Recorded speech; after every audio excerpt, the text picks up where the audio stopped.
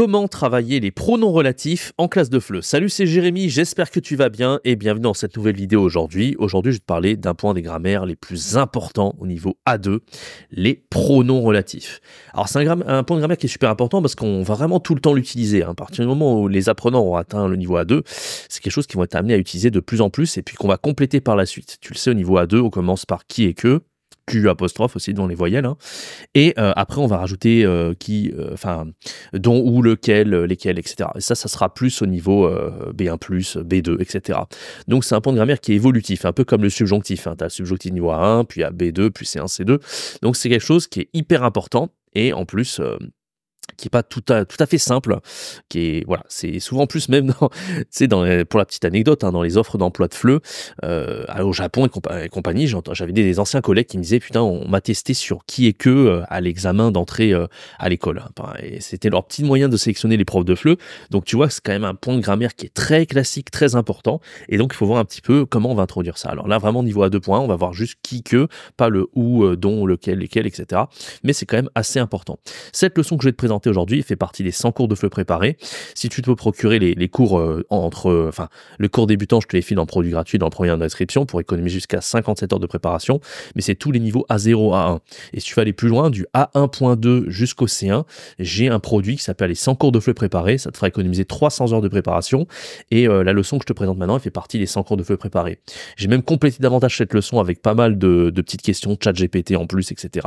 Parce que moi, je trouvais que c'était une leçon méga intéressante et qui a toujours très fait l'unanimité en fait, quel que soit le type de public. Les publics adultes, endormis, des bonnes classes, des moins bonnes classes, des adolescents, ça a toujours très bien marché cette leçon, donc c'est pour ça que je te la propose dans ce cours et que je vais te dire un peu de quoi il s'agit. Donc reste bien jusqu'à la fin de la vidéo. Avant de commencer, n'hésite pas à laisser un bon like, t'abonner, activer la cloche parce que je fais du contenu quotidien sur cette chaîne et pour toi un petit like, c'est pas grand chose, c'est juste un petit clic de la souris et ça m'aide beaucoup.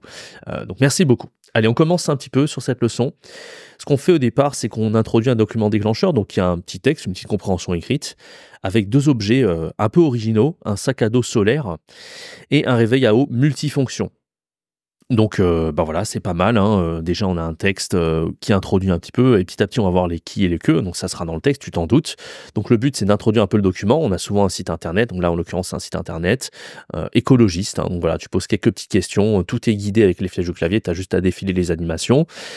Ensuite, voilà, on dit c'est quel type de site internet, c'est un site internet écologiste qui fait attention à l'environnement, voilà, donc c'est un peu nouveau pour les apprenants, hein. C'est pas un thème sur l'écologie, encore une fois, je te dis, c'est sur un peu le fait d'inventer des objets, de savoir décrire, donc c'est quand même méga important, alors que l'écologie, c'est un thème qui sont un peu plus boring, un peu plus ennuyeux pour les apprenants. Donc là, ce qu'on fait, c'est qu'on commence à poser des questions sur le texte, ils sont assez linéaires, hein, pas trop compliqués, hein, c'est au fil du texte, hop, on a la réponse, tu vois. La principale caractéristique du sac à dos, pour combien de personnes ce sac à dos est utilisé, la quantité d'énergie que le sac à dos solaire y produit, etc., etc. Le prix du sac à dos, enfin voilà, c'est assez linéaire, très facile, hein. En 5-10 minutes, ils répondent aux questions.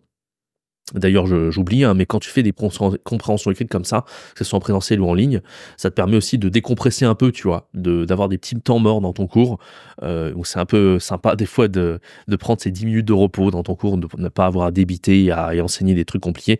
C'est pour ça que je recommande aussi de pas mal faire de documents déclencheurs, compréhension écrite, pas systématique, hein, faut que ça soit varié, mais c'est quand même assez intéressant. Donc tu enchaînes avec des petites questions.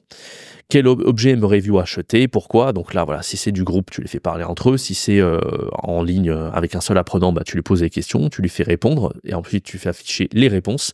Et là, je me suis permis de didactiser davantage avec ChatGPT parce que je trouvais que c'était un peu maigre avec le document original, avec les quelques questions qu'il y avait. Donc, bien sûr, j'ai rajouté pas mal de questions et vraiment, c'est assez intéressant parce que tu sais, au niveau A2, si tu leur poses des questions ouvertes, ils n'auront pas assez de vocabulaire pour répondre.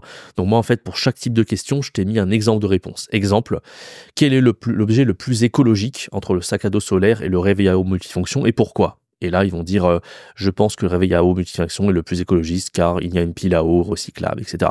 Donc là, voilà, davantage de questions pour étoffer. Et donc ça vient de ChatGPT. Je lui ai dit à ChatGPT, pose des questions par vos textes et donne-moi un exemple de réponse. Donc des questions assez intéressantes, tu verras. Et voilà, et en fait, j'avais même rajouté, je crois, une partie débat dans le cours où, est-ce que vous trouvez, enfin, quel est qu'est-ce que vous achèteriez comme objet? Quel est le plus intéressant? Voilà, donc les faire parler un petit peu par rapport au sujet. Donc sur un texte, c'est toujours beaucoup plus facile de faire parler à partir d'un texte qu'ils ont compris que juste à partir, de quelque chose qui, voilà, qui sort de nulle part, tout simplement. Ensuite, on enchaîne donc sur les pronoms relatifs. Donc là, bien sûr, en ligne, tu donnes, alors soit tu donnes le contrôle de l'écran, soit tu utilises l'outil crayon, tu fais souligner, hein, si tu donnes le contrôle de l'écran, les pronoms relatifs dans le texte, les qui, les que, etc. Et tu enchaînes sur le point langue. Donc le point langue, il faut voir la différence entre qui et que. Qui, c'est le sujet du verbe qui suit. Que, c'est le COD du verbe qui suit. Donc voilà, le point de grammaire le plus important. Les apprenants, au début, des fois, ils bug un petit peu, hein, pour voir la différence entre les deux, mais assez rapidement, ils vont pouvoir voir la différence. Et en général, ils comprennent très bien. Donc là, c'est l'occasion de faire un petit learning apps, un petit QR code que je t'ai mis, un petit dialogue à trous. Là, pour pas te faire trop compliqué, j'aurais donné le choix entre qui et que et Q apostrophe par rapport aux éléments de la phrase. Donc à compléter, tout simplement, hein. Ils scannent avec leur téléphone, ils font l'exercice. Donc ça, c'est sympa. Après, on enchaîne avec un petit exercice structural. Donc ça, en général, ça peut arriver qu'il bug un petit peu dessus. Donc en fait, on a une phrase, c'est un objet, virgule, nous portons cet objet sur nous et cet objet, c'est à mesurer le temps. Voilà, on répète 3 fois objet dans la phrase. Le but, c'est de mettre les qui et les que pour ne pas faire répétition. Donc voilà, c'est une fois qu'ils ont compris le principe, en général, ça passe assez bien. Des petits exercices structuraux où on a complété par qui, que et Q apostrophe. Et on enchaîne ensuite avec les adjectifs en able, hein, tu sais, les rechargeables, imperméables, voilà, tous les adjectifs en able, hein, jetable, voilà, portable.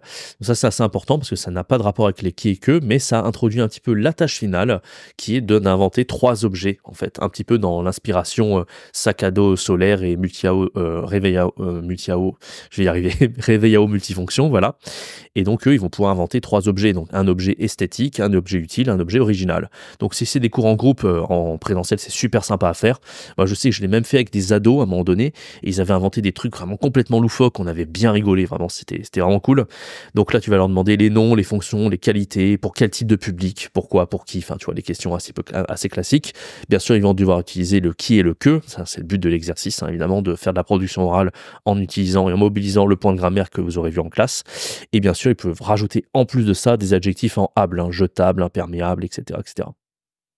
Donc moi j'avais fait toute une fiche, hein, j'avais tout bien didactisé ça. Tu peux récupérer ce cours dans les 100 cours de FLE préparé si ça t'intéresse pour 70% de réduction. Une fois que tu t'es procuré le produit gratuit des 15 cours de FLE débutant pour économiser 57 heures de préparation. Donc ça c'est simplement au niveau débutant. Et là comme tu l'as compris, on passe au niveau A2, on approche du niveau intermédiaire. Et donc ça je te l'ai proposé dans le produit complet des 100 cours de FLE préparé que tu peux récupérer directement. Voilà, j'espère que cette vidéo elle t'aura plu. N'hésite pas à laisser un bon like, à t'abonner, à activer la cloche. Et je te retrouve très bientôt pour une prochaine vidéo. C'était Jérémy. Ciao, bye bye.